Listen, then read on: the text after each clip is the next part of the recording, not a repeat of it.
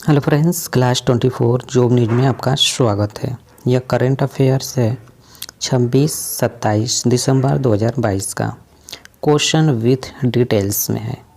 SSC, railway, bank, state exam, police के लिए यह क्वेश्चन वेरी वेरी इंपॉर्टेंट है। तो आप लोग लास्ट तक देखिएगा और लास्ट में क्वेश्चन पूछूंगा, उसका कमेंट बॉक्स में आंसर जरूर बताइएगा। तो पहला क्वेश्चन, हाल ही में केंद्रीय संस्कृति मंत्रालय द्वारा यूनेस्को के विश्व धरोहर स्थलों की अस्थायी सूची में किस राज्य के ऊनाकोटी की राख, कट मूर्तियाँ और भूभाग शामिल किए गए? सही आंसर है ऑप्शन है त्रिपुरा को। इम्पॉर्टेंट पॉइंट्स, केंद्रीय संस्कृति मंत्रालय ने 20 दिसंबर 2022 को घोषणा की कि वडनगर शहर और गुजरात के सूर्य मंदिर मोढेरा को यूनेस्को की विश्व धरोहर स्थलों की अस्थायी सूची में जोड़ा गया है। ऊनाकोटी, त्रिपुरा की राख, कट मूर्तियाँ और भूभाग भी सूची में शामिल किए गए। इन 3 स्थलों को शामिल करने के बाद अब यूनेस्को के पास भारत की अस्थायी सूची में 52 प्रस्ताव हैं। अगला प्रश्न है, 36वीं एशियाई कुश्ती चैंपियनशिप 2023 28 मार्च से 2 अप्रैल 2023 तक किस शहर में आयोजित की जाएगी? सही आंसर है नई दिल्ली में। इम्पॉर्टेंट पॉइंट्स हैं, यूनाइटेड वर्ल्ड रेसलिंग ने 20 दिसंबर 2022 को घोषणा की कि 36वीं एशियाई कुश्ती चैंपियनशिप 2023 का आयोजन नई दिल्ली में 28 मार्च से 2 अप्रैल 2023 तक किया जाएगा। नई दिल्ली 7वीं बार इस कार्यक्रम की मेजबानी कर रहा है। यह पहलवानों को रैंकिंग अंक प्रदान करेगा जो सर्बिया के बेलग्रेड में 16 से 24 सितंबर 2023 तक होने वाली विश्व चैंपियनशिप के लिए उनकी वरीयता निर्धारित करेगा। नेक्स्ट क्वेश्चन इंपॉर्टेंट क्वेश्चन है, केंद्रीय अंतरिक्ष और प्रौद्योगिकी राज्य मंत्री डॉक्टर जितेंद्र सिंह के एक बयान के अनुसार भारत की पहली मानव अंतरिक्ष उड़ान H1 मिशन को किस वर्ष की चौथी तिमाही में लॉन्च करने का लक्ष्य रखा गया है? सही आंसर है इस क्वेश्चन का 2024 में। इम्पॉर्टेंट पॉइंट्स हैं, केंद्रीय अंतरिक्ष एवं प्रौद्योगिकी राज्य मंत्री डॉक्टर जितेंद्र सिंह ने घोषणा की है कि भारत की पहली मानव अंतरिक्ष उड़ान H1 मिशन को 2024 की चौथी तिमाही में लॉन्च करने का लक्ष्य रखा गया है। गगनयान परियोजना की परिकल्पना 2007 में की गई थी और औपचारिक रूप से 2018 में इसकी शुरुआत हुई थी। 4 भारतीय वायुसेना के पायलटों को मिशन के लिए चालक दल के रूप में चुना गया है, जो रूस में प्रशिक्षण प्राप्त कर रहे हैं। नेक्स्ट क्वेश्चन है, हाल ही में भारत इंडोनेशिया निवेश और व्यापार मंच की संयुक्त कार्यबल समिति की बैठक कहाँ आयोजित की गई? सही आंसर है पोर्ट ब्लेयर में। इम्पॉर्टेंट पॉइंट्स हैं, 20 दिसंबर 2022 को पोर्ट ब्लेयर में भारत इंडोनेशिया निवेश और व्यापार मंच की संयुक्त कार्यबल समिति की बैठक आयोजित की गई। यह सहयोग के नए क्षेत्रों की पहचान करने और व्यापार संबंधों को बढ़ाने के लिए बुनियादी ढांचे, पर्यटन, व्यापार और कनेक्टिविटी विकसित करने के लिए आयोजित किया गया था। अंडमान और निकोबार के उपराज्यपाल DK जोशी ने इंडोनेशियाई प्रतिनिधियों के साथ बैठक में भाग लिया। अगला प्रश्न है, हाल ही में लांस नायक भैरव सिंह राठौर का जोधपुर में निधन हुआ, वह किस क्षेत्र से जुड़े हुए थे? सही आंसर है रक्षा क्षेत्र से। ऑप्शन डी इज द सही राइट आंसर। इंपॉर्टेंट पॉइंट्स है, पूर्व BSF दिग्गज और 1971 के भारत पाकिस्तान युद्ध के नायक लांस नायक भैरव सिंह राठौर का 20 दिसंबर 2022 को 81 वर्ष की आयु में जोधपुर में निधन हो गया। युद्ध के दौरान राजस्थान के लोंगेवाला पोस्ट पर BSF के पूर्व दिग्गज की बहादुरी को अभिनेता सुनील शेट्टी ने बॉलीवुड फिल्म बॉर्डर में चित्रित किया था। उन्होंने युद्ध के दौरान 14वीं BSF इकाई में कार्य किया। 1987 में सेवानिवृत्त हुए। नेक्स्ट क्वेश्चन है, हाल ही में राज्यसभा के सभापति जगदीप धनखड़ ने उच्च सदन में उपाध्यक्षों के पैनल में किसे नामित किया है? इस क्वेश्चन का सही आंसर है PT उषा को। इंपॉर्टेंट पॉइंट्स है, राज्यसभा के सभापति जगदीप धनखड़ ने महान पूर्व एथलीट और सांसद पीटी उषा को 21 दिसंबर 2022 को उच्च सदन में उपाध्यक्षों के पैनल के लिए नामित किया है। उनके साथ वाईएसआरसीपी के सदस्य विजय साई रेड्डी को भी उम्मीदवार बनाया गया। उन्हें दिसंबर 2022 में भारतीय ओलंपिक संघ के अध्यक्ष के रूप में भी चुना गया था। पीटी उषा ने 4 एशियाई स्वर्ण पदक और 7 रजत पदक जीते हैं। अगला प्रश्न है, हाल ही में launch the Indian Navy @75 reminiscing the voyage शीर्षक वाली पुस्तक के लेखक कौन है? राइट आंसर है ऑप्शन डी, ए और बी, यानी रंजीत बी और अरित्रा बनर्जी।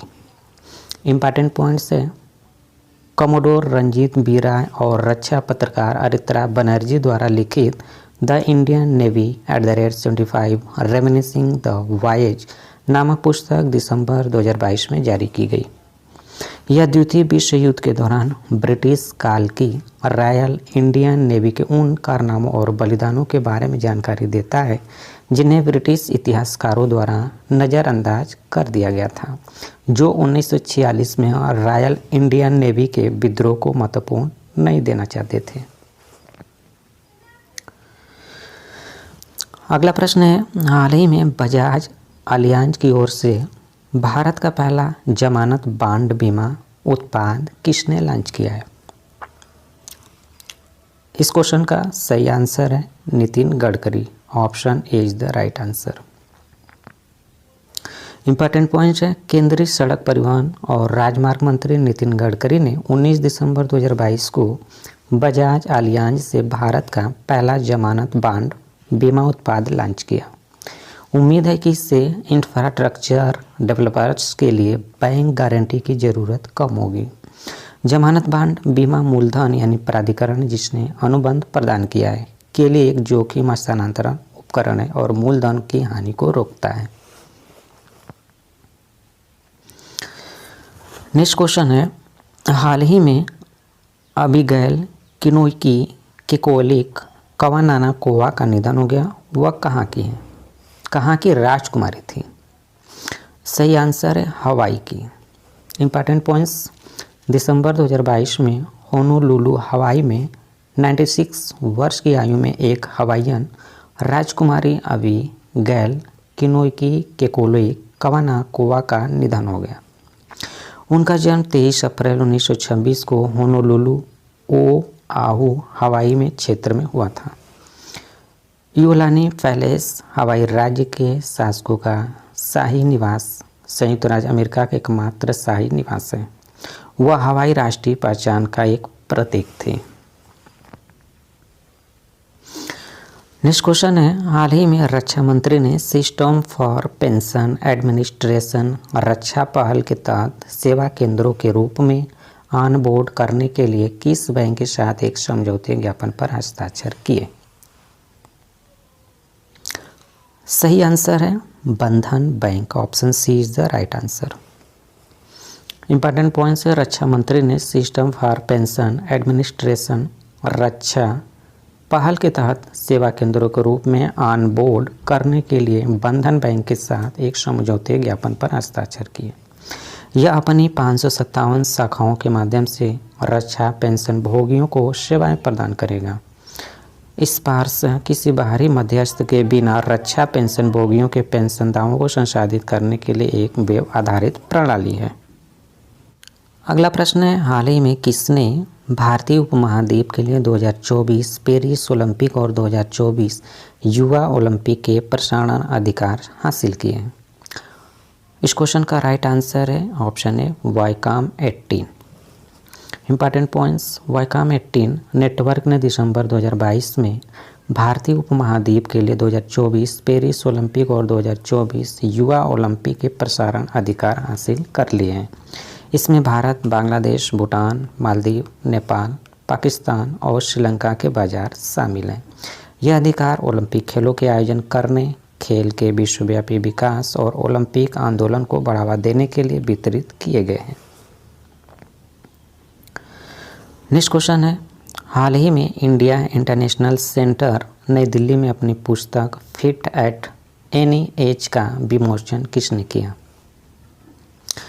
राइट आंसर है PB Iyer, option C right answer.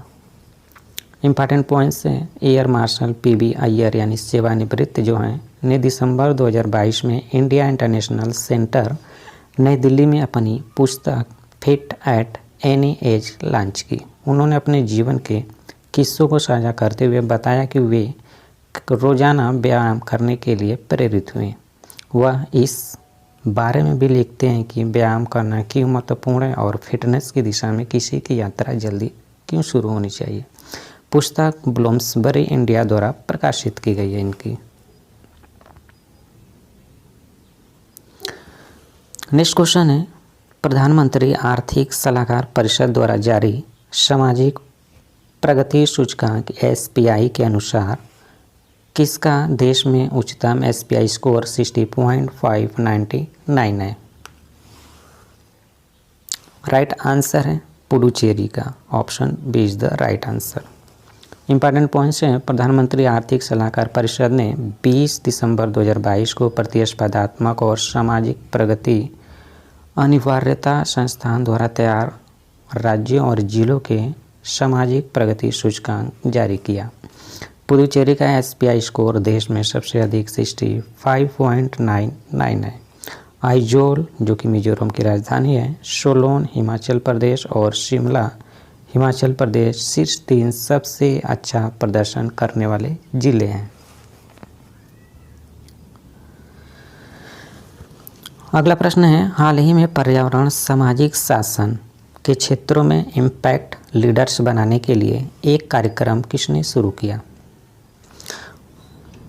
इस क्वेश्चन का राइट आंसर है भारतीय कारपोरेट कार्य संस्थान। भारतीय कारपोरेट कार्य संस्थान ने 20 दिसंबर 2022 को पर्यावरण सामाजिक शासन के क्षेत्रों में इम्पैक्ट लीडर्स बनाने के लिए एक कार्यक्रम शुरू किया। इम्पैक्ट लीडर्स प्रोग्राम को ESG के दर्शन की समग्र समझ देने वाले एक व्यापक पाठ्यक्रम के रूप में डिजाइन किया गया है। 6 महीने के पाठ्यक्रम में 8 स्व केंद्रित शिक्षण मॉड्यूल शामिल है जिन्हें ऑनलाइन वितरित किया जाएगा। नेक्स्ट क्वेश्चन है, हाल ही में निवेशक शिक्षा प्लेटफॉर्म रूट्स किसने लॉन्च किया है? इस क्वेश्चन का राइट आंसर है HDFC securities, option B is the right answer. HDFC security ने दिसंबर 2022 में निवेशक शिक्षा प्लेटफॉर्म रूट्स लॉन्च किया। यह मूल्यवान जानकारी के कई रूपों की पेशकश करता है, जिसमें भारतीय वित्तीय बाजारों पर लेख, विशेषज्ञों द्वारा पॉडकास्ट, वीडियो ट्यूटोरियल और व्याख्याकार और सोशल मीडिया फीड शामिल हैं। पोर्टल में एक UGC section user generate content भी शामिल है, जहां निवेशक और ट्रेडर उन विषयों का सुझाव दे सकते हैं जिन्हें वे सिखाना चाहते हैं। अगला प्रश्न है, हाल ही में कौन सा देश का पहला कार्बन न्यूट्रल पावर एक्सचेंज बन गया है? राइट आंसर है भारतीय ऊर्जा विनिमय, option B is the right answer. भारतीय ऊर्जा विनिमय दिसंबर 2022 में देश का पहला कार्बन न्यूट्रल पावर एक्सचेंज बन गया है। भारतीय ऊर्जा विनिमय ने स्वच्छ परियोजनाओं से प्रमाणित उत्सर्जन में कमी को स्वेच्छा से रद्द कर दिया। UNEP 2022 की रिपोर्ट के अनुसार ग्लोबल वार्मिंग को 1.5 डिग्री तक सीमित करने के लिए ग्लोबल ग्रीनहाउस गैस उत्सर्जन को 2023 तक 45% कम करना होगा। 2021 में कुल वैश्विक GHG उत्सर्जन लगभग 53 GTCO2 अनुमानित किया गया था। अगला प्रश्न है, हाल ही में ऑस्कर 2023 पुरस्कारों के लिए विभिन्न श्रेणियों में कितनी भारतीय फिल्मों को शॉर्टलिस्ट किया गया है? सही आंसर है 3 भारतीय फिल्म को शामिल किया गया है ऑस्कर 2023 में। इम्पॉर्टेंट पॉइंट्स है, दिसंबर 2022 में ऑस्कर 2023 पुरस्कारों के लिए विभिन्न श्रेणियों में 4 भारतीय फिल्म को चुना गया है। यहाँ पर 4 भारतीय होगा। शॉर्ट लिस्ट की गई प्रविष्टि में बेस्ट ओरिजिनल सॉन्ग श्रेणी में RR का नातू नातू इंटरनेशनल फिल्म, फीचर फिल्म में अंग्रेजी में छेलो शो या the last show, documentary feature film श्रेणी में ऑल दैट ब्रीथ्स और डॉक्यूमेंट्री शॉर्ट फिल्म श्रेणी में द एलिफेंट विस्पर्स शामिल हैं। नेक्स्ट क्वेश्चन है राष्ट्रीय उपभोक्ता अधिकार दिवस 2022 का विषय क्या है, यानी थीम क्या है। इस क्वेश्चन का राइट आंसर है फेयर डिजिटल फाइनेंस। राष्ट्रीय उपभोक्ता अधिकार दिवस प्रत्येक वर्ष 24 दिसंबर को मनाया जाता है। उपभोक्ता संरक्षण अधिनियम 1986 को इसी दिन राष्ट्रपति की स्वीकृति प्राप्त हुई थी। 2022 की थीम फेयर डिजिटल फाइनेंस है। यह उपभोक्ता अधिकारों और उत्तरदायित्वों के बारे में जागरूकता भी प्रदान करती है, जबकि विश्व उपभोक्ता दिवस प्रत्येक वर्ष 15 मार्च को मनाया जाता है। नेक्स्ट क्वेश्चन इंपॉर्टेंट क्वेश्चन है। हाल ही में करीम बेंजेमा ने अपनी सेवानिवृत्ति की घोषणा की, वह किस खेल से संबंधित है। इस क्वेश्चन का राइट आंसर है फुटबॉल से, ऑप्शन बी सही आंसर है। फ्रांसीसी फुटबॉलर करीम बेंजेमा ने 20 दिसंबर 2022 को अंतर्राष्ट्रीय फुटबॉल से संन्यास लेने की घोषणा की। करीम बेंजेमा ने फ्रांस की टीम में अपना करियर 97 मैचों में 37 गोल के साथ समाप्त किया।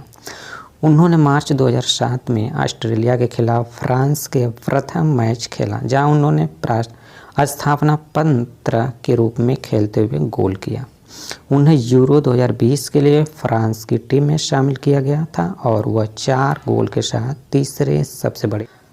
क्वेश्चन फॉर यू, इस क्वेश्चन का राइट आंसर कमेंट बॉक्स में देना है। और वीडियो अच्छा लगा हो तो प्लीज़ लाइक करें, शेयर करें, और जो लोग चैनल पर नए विजिट हो चैनल को सब्सक्राइब करके बेल आइकन को वहाँ रखें ताकि इसी तरह का वीडियो आपको प्रोवाइड किया जा सके। Thank you for watching. आपका दिन शुभ हो।